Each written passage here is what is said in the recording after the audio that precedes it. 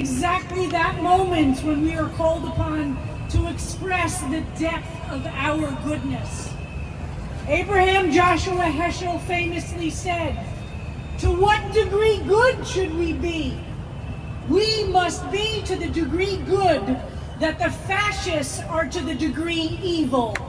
That should be our measurement of how good we should be. Source of life, Elohai Haruach L'chol Basar, God of the Spirit within every human being.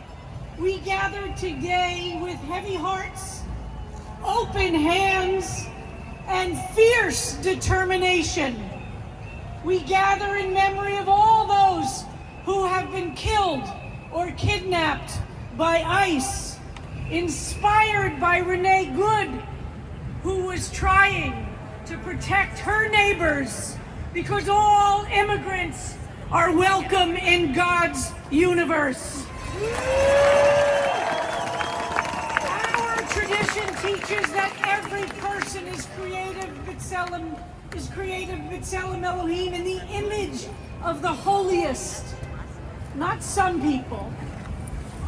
Not only those people with certain paperwork, or with money, or with certain skin color, or certain sexual orientation, or the wealthy, but every single human being is infused with the holiness of the greatest pieces of our universe.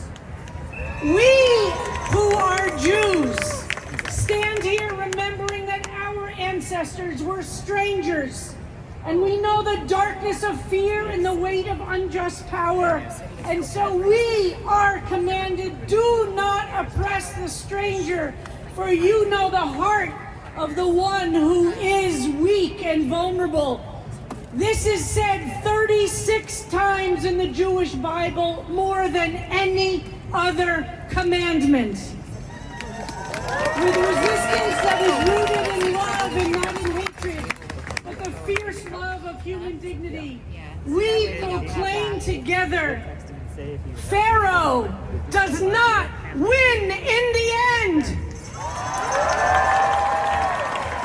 Our story teaches us to hang on, to hang in there, to not give up or to give in, to be full of hope. And remember, we stand, all of us, on our many ancestors who did the hard work and the painful suffering so that we are standing here today. And we will not give up on future generations. We will be the shoulders on which they will stand and look back at these terrible times and say that we stood in the light and we demanded of each of us to hope and to believe in a future. Our story teaches that light breaks through the darkness, that the sea will open up not through violence but through faith and through courage, that liberation comes when all of us with big differences comes together to insist on a future for all. Let our resistance be non-violent and powerful and unwielding. Let it be the light that exposes injustice without becoming injustice. God of justice, we mourn the dead and we stand with the living. We refuse to let grief harden our hearts. Instead, let it ignite us like the candles we light, small flames that together push back through the darkness.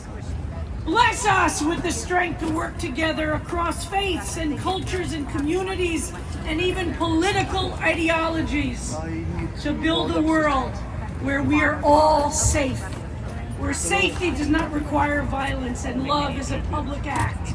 May the memory of Renee Good and all the victims of injustice move us to choose light over fear, practice nonviolence as sacred resistance, and to become the goodness that this moment demands of each of us. Oseh Shalom B'Romav, may the one who makes peace in the heavens help us make holy peace here on earth, among neighbors, communities, and among all of us who call this world home. And let us say, Amen. Thank you.